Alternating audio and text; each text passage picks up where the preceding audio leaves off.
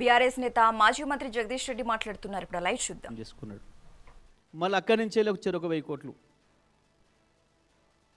అక్కడి నుంచి చెరొక 1000 కోట్లు దండుకోవడానికి ఒక పెద్ద పక్కా ప్రణాళిక ప్రకారం ఒక మాస్టర్ మైండ్తోని చేసిన దుర్మార్గమైన కుట్ర ఇది. ఒకవైపేమో జీతాలు అడుగుతుంటే పైసలు లేవు, నన్ను కోసుకొని తింటారా అని మాట్లాడతాడు. ఉద్యోగస్తులు వాళ్ళ జీత భత్యాలు పెంచమని, వాళ్ళకి ఇచ్చే భత్యం వాళ్ళకి ఇవ్వమని చెప్పి అడిగితే కూడా ఏం చేసుకుంటారు మీరు, నన్ను సమయపోయి ఏం చేస్తారు, నన్ను కోసుకొని తింటారా మీరు. ఇంకా చిన్న చిన్న వర్కర్లు, అంగన్వాడీ టీచర్లు, ఆయాలు, కార్యకర్తలు, ఆశా వర్కర్లు, అన్నమండు పెట్టి వర్కర్లు, స్కూళ్ళల్లో, మున్సిపాలిటీలలో, గ్రామ పంచాయతీలలో పనిచేసే శానిటేషన్ వర్కర్లు, వాళ్ళ జీతాల గురించో బత్యాల గురించో మాట్లాడితేనేమో నన్ను గోసుకత్తినంటే మీరు ఏం చేస్తారు నన్ను అని మాట్లాడిండు.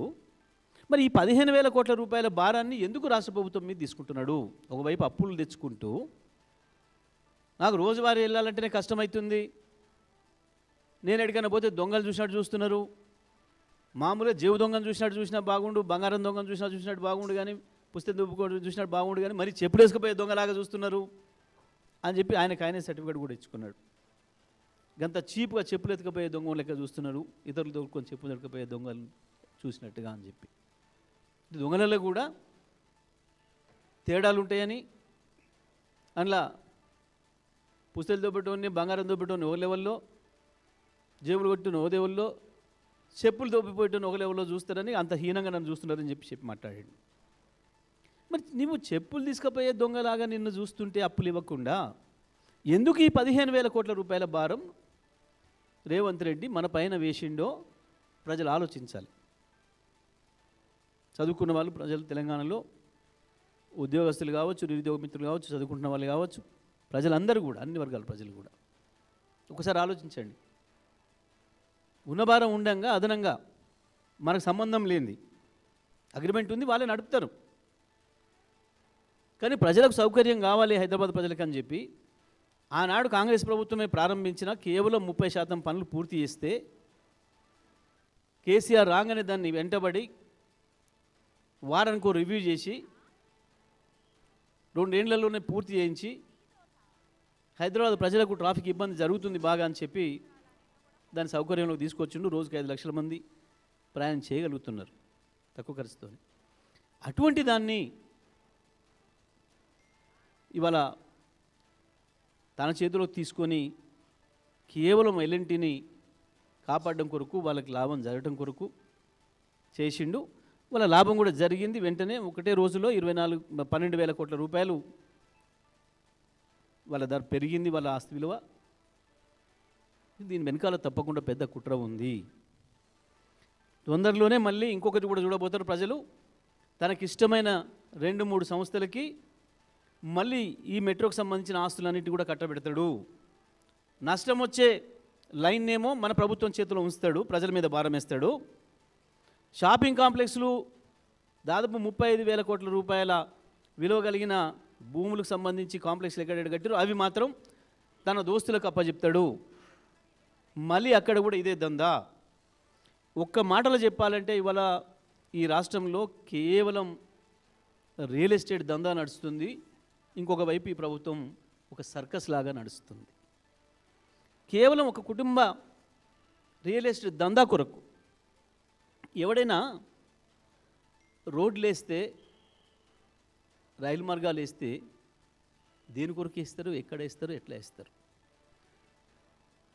ఇండ్లు లేని కాడ రోడ్లు వేసేటోని ఈ ప్రపంచంలో మనం చూసినామా? మనం జనవాసాలు లేని కాడ రోడ్లు వేయడం అనేది ఎవడన్నా బుర్రమునోడు చేసే పనేనా? ఇప్పటివరకు మనందరికీ జ్ఞాపకం వచ్చిన కానించి, జ్ఞాపకాలు ప్రారంభమైన కానించి ఏ రోడ్లు ఉండే, ఎట్లయినా ఇవ్వాలా? మొదలు ఒక పంచాయతీరాజ్ రోడ్డు ఉండే, కొద్దిమంది బండ్లు ఎడ్లు చిన్న నడిచిన్నాడు. ఆ తర్వాత అవసరాలను బట్టి, అవసరాలు పెరుగుతున్న కొద్దీ బీటీ రోడ్ చేసుకున్నాం దాన్ని. ఆ తర్వాత ఇంకా కొంత ట్రాఫిక్ పెరిగిన తర్వాత R&B తీసుకొని R&B రోడ్ చేసింది దాని స్టాండర్డ్లో. ఇంకా అవసరాన్ని బట్టి దాన్ని డబుల్ రోడ్లు చేసుకున్నాం. పెరిగిన జనాభాను దృష్టిలో పెట్టుకొని కేసీఆర్ గారు గ్రామాల నుంచి వెళ్ళి తప్పకుండా మండలానికి ఒక రోడ్డు, మండల కేంద్రాల నుంచి ట్రాఫిక్ ఎక్కువ ఉంటుంది కాబట్టి జిల్లా కేంద్రానికి డబల్ రోడ్డు, జిల్లా కేంద్రం నుంచి వెళ్ళి హైదరాబాద్కు తప్పకుండా 4 లేన్ల రోడ్లు ఉండాలి అని చెప్పి చేసిండ్రు. ఈ ప్రపంచవ్యాప్తంగా ఎక్కడైనా ఇదే చేస్తారు. ఇవాళ మనం అభివృద్ధి చెందిన దేశాలను కూడా అన్నింటినీ చూసి వస్తూ ఉన్నాం. మనం అమెరికాకు పోండి, ఇంగ్లాండ్కు పోండి, కెనడాకు పోయింది, ఆస్ట్రేలియాకు పోయింది, చైనాకు పోండి, రష్యాకు పోండి. అవసరాలు పెరిగిన కొద్దీ రోడ్డును వెడల్పు చేసుకుంటూ పోతారు. ఇప్పుడు మనం ఈ విజయవాడ హైవే చూస్తున్నాం. ఈ మధ్యన వెడల్పు కార్యక్రమం మొదలుపెట్టిండ్రు. అంతేందుకు ఇవాళ ఎయిర్పోర్ట్లోకి పోయే రోడ్డు చూస్తున్నాం. ఇప్పుడు ఇవాళ వెడల్పు చేసే కార్యక్రమాన్ని తీసుకున్నారు. ఏ రోడ్డు చూసినా మీరు కరీంనగర్ పోయే రోడ్డు చూడండి, నాగపూర్ పోయే రోడ్డు చూడండి, ముంబై పోయే రోడ్డు చూడండి, బెంగళూరు పోయే రోడ్డు చూడండి. పెరుగుతున్న ప్రజల అవసరాలను బట్టి రోడ్లను నెమ్మదిగా వెడల్పు చేసుకుంటూ పోతారు. కానీ ఇండ్లే లేని చోట రోడ్లు వేయటం అనే మూర్ఖపు పని ఏ ప్రజాప్రభుత్వం చేయదు, ప్రజల డబ్బులతోనే అసలే చేయదు. కానీ ఇవాళ లేని ఫ్యూచర్ సిటీకి రోడ్ వేస్తా, నేను మెట్రో కూడా తీసుకుపోతా అని చెప్పి ఈ ముఖ్యమంత్రి మాట్లాడుతున్నాడు.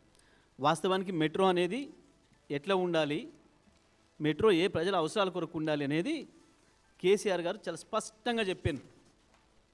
ఆనాడే కేసీఆర్ గారు మెట్రోను 3 ఫేజులలో ఎట్లా చేసుకుంటూ పోవాలి, పెరుగుతున్న జనాభా అవసరాలకి ఇంకా 50 సంవత్సరాల అవసరాలకు సరిపోయే పద్ధతుల్లో ఏ రకంగా దాన్ని పెంచుకుంటూ పోవాలి, విస్తరించుకుంటూ పోవాలి అనే దానికి ఒక శాస్త్రీయమైన సర్వే చేయించి మెట్రో విస్తరణను కూడా చెప్పారు. చాలా స్పష్టంగా క్యాబినెట్లో చర్చ చేసి మంత్రుల సలహాలు సూచనలు కూడా తీసుకొని, ఇంకా కొన్ని చోట్ల ఏదైనా మిస్ అయింది, ఇగో ఇది అవసరం ఉంది అని అనుకున్న చోట పెంచి, నిజంగా అక్కడ అంత అవసరం ఉందా లేదా, మంత్రులు ఎమ్మెల్యేలు అడిగినంత మాత్రాన మనం ఇవ్వద్దు, అక్కడ అవసరం ఉందా లేదా, అంతమంది ఆదాయం వస్తుందా లేదా, అది నడవడానికి సరిపోయే పద్ధతుల్లో చూసి మాత్రమే చేయాలి అని చెప్పి స్పష్టంగా చెప్పారు. ఆ ప్రాంతాలు కూడా ఎక్కడెక్కడ కేసీఆర్ గారు ప్రతిపాదించారనేది. సరే, మనం మొదటిది ఫేజ్ 1 69 కిలోమీటర్లు మియాపూర్ నుంచి LB Nagar, Jubilee bus station నుంచి ఎంజీబీఎస్, ఫలక్నుమాకి, నాగోలు, రాయదుర్గు. ఇవి మొదటి ఫేజ్లో వాళ్ళు ప్రారంభం చేసిపోయిన 30% పనిచేసిన కేసీఆర్ గారు రాగానే 2 ఏళ్లలోనే దాన్ని వెంటబడి మిగతా 70% పూర్తి చేసి వాళ్ళ సేవలు అందిస్తూ ఉన్నాయి. ఫేజ్ 2లో కూడా రాయదుర్గు నుంచి శంషాబాద్ ఎయిర్పోర్ట్కి, బీహెచ్ఏఎల్ నుంచి లక్డికాపూల్కి 26 కిలోమీటర్లు, నాగోల్ నుంచి ఎల్బీ నగరు ఆ లింక్ ఏదైతుందో 5 కిలోమీటర్లు, ఎంజీబీఎస్ ఫలక్నుమా 5.5 కిలోమీటర్లు. ఇది సెకండ్ ఫేజ్లో ప్రతిపాదన పెట్టి దానికి పూర్తి స్థాయిలో పనులు మొదలుపెట్టే ప్రక్రియలో ప్రారంభం చేశారు. అదేవిధంగా థర్డ్ ఫేజ్లో బీహెచ్ఎల్ నుంచి పటాన్ చెరు, ఇస్నాపూర్ ఓఆర్ఆర్ వరకు 13 కిలోమీటర్లు, ఎల్బీ నగర్ నుంచి పెదంబర్పేట 13 కిలోమీటర్లు, 8 స్టేషన్లు ఎల్బీ నగర్ నుంచి పెదంబర్పేటకి. శంషాబాద్ నేషనల్ హైవే మెట్రో నుంచి కొత్తూరు, షాద్నగర్ వరకు 28 కిలోమీటర్లు, ఉప్పల్ నుంచి గట్కేసరు, ఓఆర్ఆర్ నుంచి బీబీ నగర్ వరకు. ఇక్కడ ఎప్పటి నుంచెల్లో ఐటీ పార్కులు వచ్చినాయి. అక్కడ ఇన్ఫోసిస్ కావచ్చు, రహేజా కావచ్చు, అక్కడ సింగపూర్ సిటీ ఆ ప్రాంతంలో, పోచారం ప్రాంతంలో. ఉప్పల్ కూడా చాలా హెవీగా రద్దీగా ఉంది మనకు తెలుసు. ఈ మధ్యకాలంలో యాదాద్రికి కూడా బాగా భక్తులు పెరిగారు కాబట్టి అక్కడ వరకు పెంచి ఆనించాలి, ఆ తర్వాత యాదాద్రి కూడా తీసుకుపోవాలని చెప్పి ఆలోచన చేసి 25 కిలోమీటర్ల వరకు ఆ రోజు శాంక్షన్ ఇచ్చింది. శంషాబాద్ ఎయిర్పోర్ట్ నుంచి తుక్కుగూడ, మహేశ్వరం, కొండాపూర్ కూడా 26 కిలోమీటర్ల వరకు ఫ్యూచర్లో పెంచాలి అని చెప్పి నిర్ణయం తీసుకోవడం జరిగింది.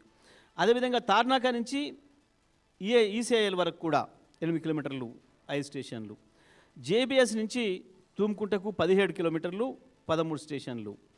ప్యారడైజ్ మెట్రో స్టేషన్ నుంచి కండ్లకోయ వరకు 12 కిలోమీటర్లు, డబుల్ ఎలివేటెడ్ ఫ్లైఓవర్, ఒకవైపు ఏమో మెట్రో, ఇంకొక వైపు రోడ్డు, 2 మార్గాలు కూడా వేయాలి ఇప్పుడున్న జనాభా అవసరాలు దృష్టిలో పెట్టుకొని, ట్రాఫిక్ అవసరాలు దృష్టిలో పెట్టుకొని చెప్పి ఇంత స్పష్టంగా అన్ని ఏరియాలు కవర్ కావాలి. అటు కాప్రా, కుత్బుల్లాపూర్తో సహా బాగా ఇప్పుడు జనావాసాలు పెరుగుతున్న ప్రాంతాలు ఏవైతున్నాయో ఈ ప్రాంతాల్లోకి మెట్రోను విస్తరించాలి, మెట్రో సేవలు విస్తరించాలి ప్రజల అవసరాల కొరకు అని చెప్పి ఇవన్నీ కూడా పూర్తి పెద్ద ఎత్తున జనావాసాలు ఉన్న ప్రాంతాలు ఇవి, ప్రజలకు అవసరం ఉన్న ప్రాంతాలు ఇవి కూడా. ఇక ఆ తర్వాత ఫేజ్ 3లో ఓఆర్ఆర్ చుట్టూ కూడా తీసుకోవాలి అనేది ఒక ప్రతిపాదన ఆ రోజు పెట్టి ఈ పైవాటి అన్నిటికి కూడా క్యాబినెట్ అనుమతి కూడా తీసుకోవడం జరిగింది. అంటే ఇంత స్పష్టంగా ప్రజల అవసరాల కొరకు, ప్రజల ఇబ్బందులు లేకుండా వాటి నుంచి ప్రజలకు చీప్గా ట్రాన్స్పోర్ట్ రావడం కొరకు, ప్రజలకు ఖర్చు తగ్గించడం కొరకు, వాళ్ళ సమయాన్ని ఆదా చేయడం కొరకు ఆలోచన చేస్తే ప్రభుత్వాలు అది చేయాల్సిన బాధ్యత ఉంటుంది. అది కేసీఆర్ చాలా స్పష్టంగా చెప్పి చేయించింది, ఇవన్నీ కూడా పెట్టిపోయినారు. కానీ ఇవాళ వచ్చుడే మొదటి రోజు నుంచెల్లే ఒక దుర్మార్గంగా